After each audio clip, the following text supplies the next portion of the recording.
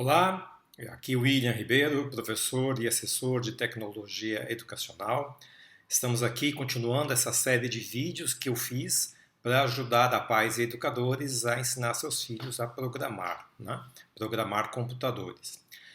No vídeo de hoje nós vamos continuar o game que a gente iniciou no último vídeo, que é o game do labirinto enigmático, né? Nós vamos ver, vamos continuar a produção dele, continuar a programação dele, e eu espero que vocês gostem. Antes de ir para a aula propriamente dita, eu gostaria de gostaria de avisar que eu fiz um site sobre os serviços que eu presto, que não se resumem apenas a aulas particulares, mas também a assessoria a professores e escolas no que diz respeito à tecnologia educacional, tá bom? Então eu vou deixar o meu site na descrição, eu espero que vocês visitem e se gostarem, por favor, compartilhem. O mesmo eu digo para o vídeo, esse vídeo, tá bom? Então vamos lá. Vamos continuar então nosso game do labirinto enigmático. Eu vou mostrar para vocês a minha versão. Eu espero que vocês tenham feito a versão de vocês dessa continuação do nosso game, né? Espero até que a sua versão esteja melhor do que a minha. E eu vou mostrar como eu fiz, você dá uma olhada, compara com o que você fez, faz as devidas correções e o que tiver de bom no seu, o que tiver até de melhor no seu, obviamente você mantém, ok? Bom, antes de mais nada, vamos ver os elementos que eu coloquei a mais nesse game aqui. Primeira coisa são os elementos de sons. Então vamos dar uma olhada nos sons que eu vou usar. Esse pop é o som que vai acontecer cada vez que ele morre, cada vez que ele perde uma vida. Esse som já vem no ator do Beatle, não precisa nem pesquisar, né? Depois eu escolhi essa música aqui que vai ser a minha trilha sonora. Ok? Esse som aqui vai ser o som que vai acontecer cada vez do game over, né? Que ele perdeu o jogo para valer. E esse aqui é o som da vitória. Ok? Então eu escolhi esses 4 sons aqui. Um detalhe que eu quero comentar com vocês é que essa minha trilha sonora aqui, ela não é assim o original. Eu fiz algumas alterações. Eu vou mostrar para vocês a versão original. Eu encontrei ela aqui dentro aqui do Loops e se chama Classical Piano. Então essa é a versão original, dá uma olhada.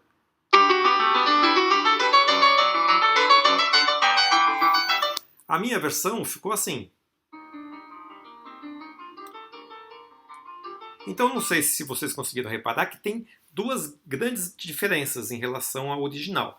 Primeiro, o volume está mais baixo, então como é que eu fiz para fazer isso de novo? Já falei isso na semana passada, em algum outro vídeo passado, mas é só selecionar tudo e abaixar até ficar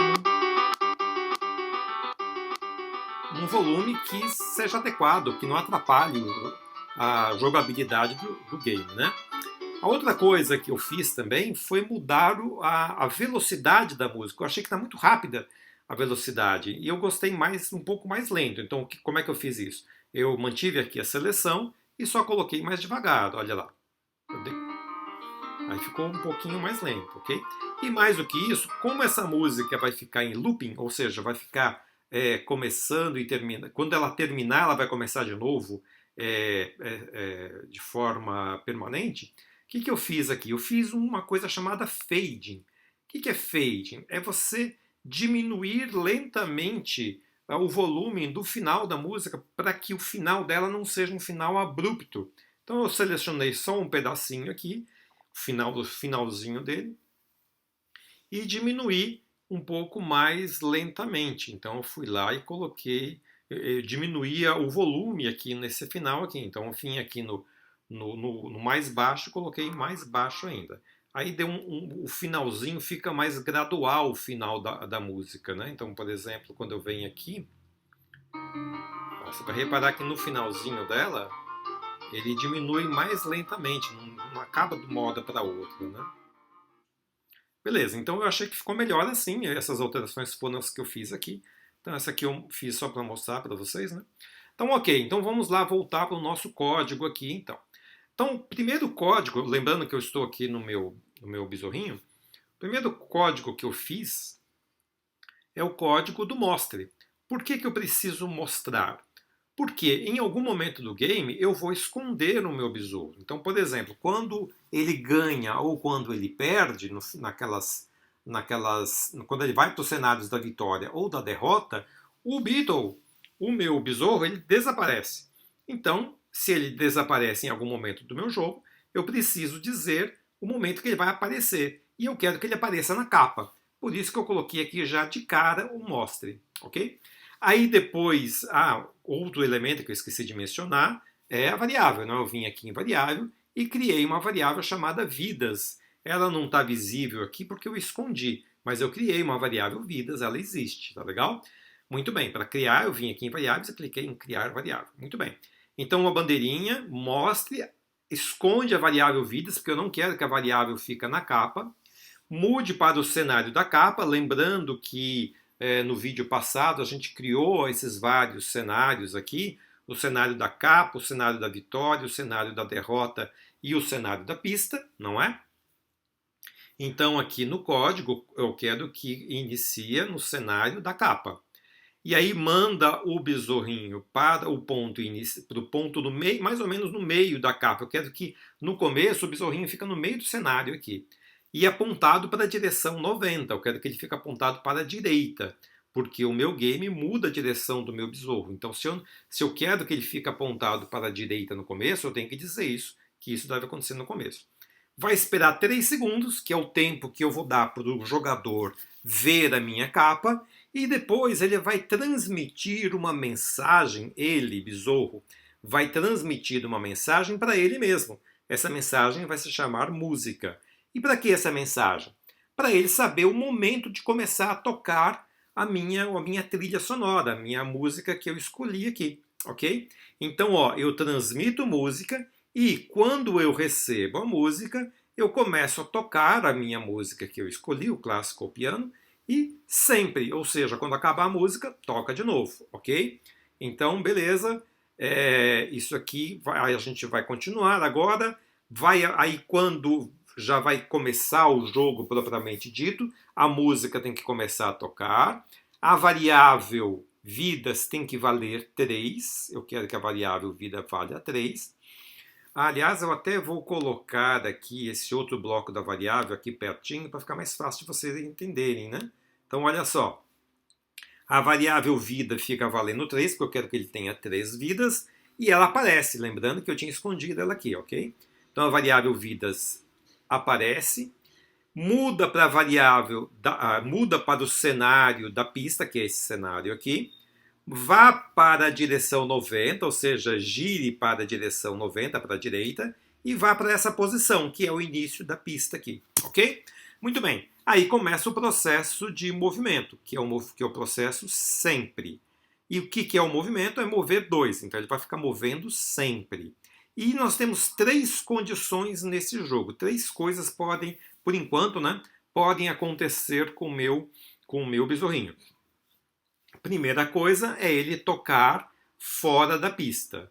Segunda coisa é ele tocar na área de vitória, na área que vai indicar que ele conseguiu passar por todo o caminho. E em terceiro é avaliar se a variável de vida dele chegou a 0. Então são 3 variáveis, por isso que eu tenho a primeira variável. Desculpa, são 3 condições.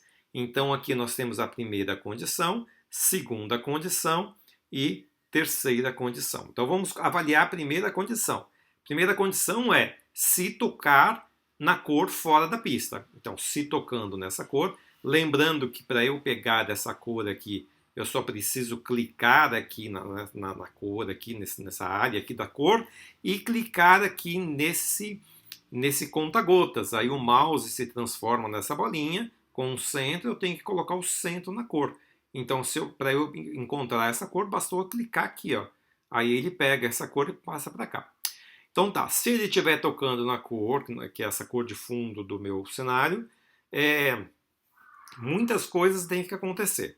Primeiro, ele, besorrinho, vai mudar o efeito de cor para um efeito de... Vai definir o efeito de cor para 50, que é um efeito que eu achei legal. Ele mudou de cor, eu gostei da cor que ele mudou.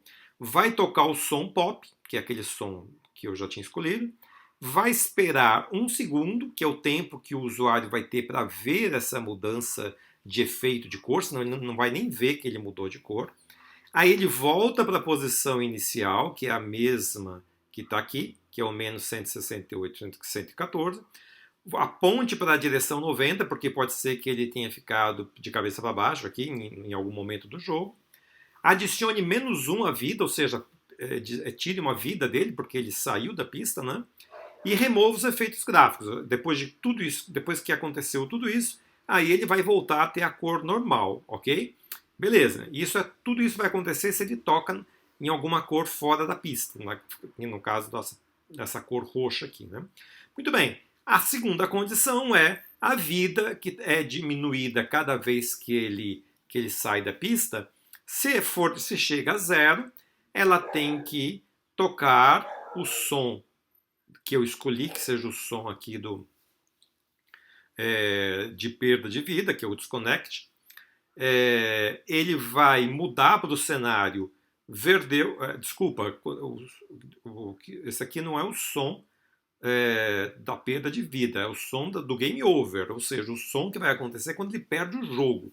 Então, se a vida chegou a 0, ou seja, se ele perdeu o jogo, ele tem que tocar o som característico da perda do jogo, muda para o cenário da derrota, esconda, porque eu não quero que o besorrinho aparece na tela de derrota, e esconde a variável também, a variável de vidas. E depois disso, pare todos. Por quê que pare todos? Porque eu não quero que ele continue se movendo, e muito menos que a música de trilha sonora continue tocando. Eu quero que pare a música também. E lembrando que a música está dentro de um sempre. Se a música está dentro de um sempre, para eu cancelar esse sempre, eu preciso do bloco pare. Ok? O bloco pare todos aqui, beleza? O pare todos ele é da categoria de controle. E esse bloco da igualdade aqui, ele é da categoria de operadores, tá bom? Tá aqui, ó, o bloco da igualdade. Muito bem. E a última condição, por enquanto, é o que deve acontecer quando ele chega no seu objetivo, que é essa cor aqui. Então, se tocando na cor do objetivo, mude para o cenário venceu, esconda, ou seja, ele vai esconder. Aliás, aqui só um detalhezinho, vamos fazer com que a primeira coisa que aconteça quando ele perde todas as vidas é que já mude o cenário, antes até de tocar o som. Vamos deixar tocar o som já no cenário da derrota, né? do game over. Desculpa aqui, voltando aqui. Então, se ele chega no seu objetivo, mude para o cenário venceu, que é o cenário da vitória. Ele, besouro, vai desaparecer, vai ficar escondido. Vai tocar o som da vitória. Vai esconder a variável da vidas e vai parar tudo, ou seja, vai parar, seja o movimento dele, esse sempre aqui, seja a música, ok? Então é isso que é essa programação que eu fiz. Eu vou mostrar para vocês aqui o resultado final, vou maximizar aqui, vou apertar a bandeirinha e vamos lá, ó. Ficou 3 segundos aqui mostrando a capa, aí começou a tocar a música, o meu besorrinho já está se mexendo.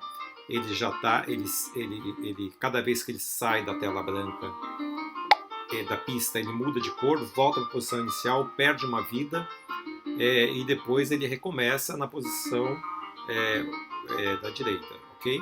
E aqui eu consigo controlar aqui o meu besorrinho tranquilamente, ele tá, a jogabilidade dele está bastante interessante, tranquila, nem muito fácil, nem muito difícil, ok? E quando a vida dele chega a 0, ele volta aqui para a capa, ok? Só um detalhe, não sei se vocês repararam, a variável deve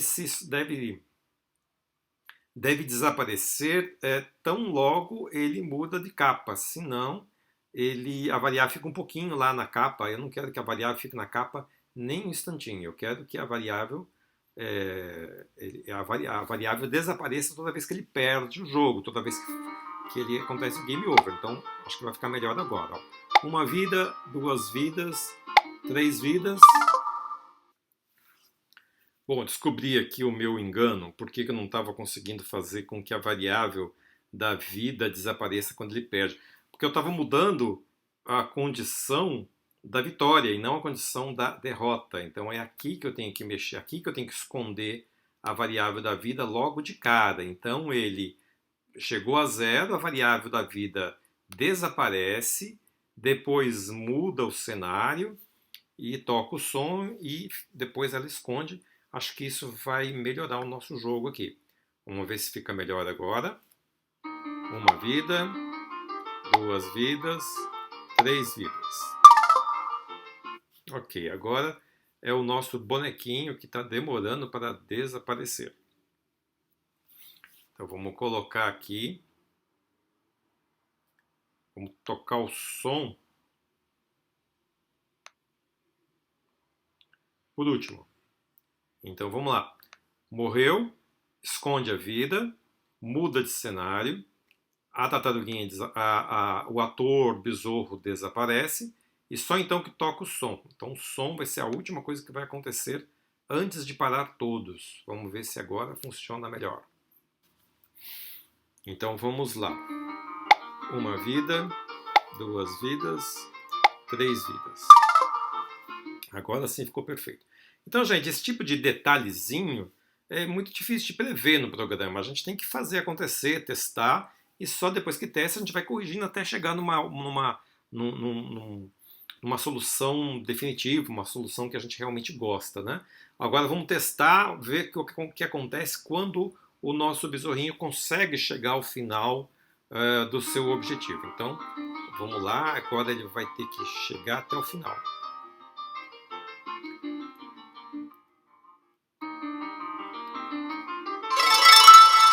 Foi excelente, olha lá. Tocou a musiquinha, você venceu, acabou o jogo. Então, eu acho que está muito bom até agora. Acredito que você tenha conseguido algo parecido. Então, nós vamos ficando por aqui e já propondo a próxima tarefa. A próxima tarefa, você já deve imaginar, que agora é hora de colocar os atores, né, que vão fazer parte, que vão fazer a pergunta para o usuário, né, que vai perguntar para o usuário as várias perguntas. E esses atores têm que estar em alguns locais aqui da pista. Pode ser qualquer forma, pode ser uma bolinha, pode ser o que vocês escolherem. E toda vez que o besouro tocar nesse ator que você vai criar, uma pergunta deve ser feita. Se a pessoa acerta a pergunta, então aquele ator vai desaparecer e o besorrinho continua o seu caminho. Se a pessoa erra a pergunta, erra a resposta, então o ator tem que acontecer a mesma coisa que acontece quando ele sai fora. Ou seja, perde uma vida, muda de cor, volta para a posição inicial, toca o som do pop lá que ele errou, e o jogo continua, e aquele ator que foi tocado, aquele ator da pergunta, o obstáculo, o ator do obstáculo, né, não deve desaparecer. Ele só deve desaparecer quando a pessoa acerta aquela pergunta. Ok? É claro que vocês vão fazer mais de um, eu vou fazer 3, mas vocês fazem quantos atores vocês acharem legal, quantos vocês quiserem, né? Só não cometam aquele erro de criar os vários atores e depois programar cada um deles. Isso não é muito lógico. Primeiro você deve fazer um ator, colocar a programação nele, testar a programação e se tiver tudo certo, aí sim você duplica esse ator e faz as devidas adaptações, ok? Muito bem, então eu espero que vocês tentem fazer isso para que a gente possa continuar o nosso trabalho aqui. E no próximo vídeo eu mostro para vocês como que eu fiz qual foi a minha solução, tá bom? Então eu vou ficando por aqui. Eu agradeço a sua audiência. Espero que vocês tenham gostado. Se vocês gostaram, por favor, não se esqueçam do like. Por favor, compartilhem também, se for possível. E também não deixe de se inscrever no canal. Uma última informação é que eu fiz um site sobre o meu trabalho e eu gostaria de convidar vocês a dar uma olhada nesse site, né? Também, se vocês acharem interessante, comentar com outras pessoas aí esse site. Eu vou colocar o site na descrição desse vídeo, tá bom? Então, obrigado, até a próxima e tenham um bom dia.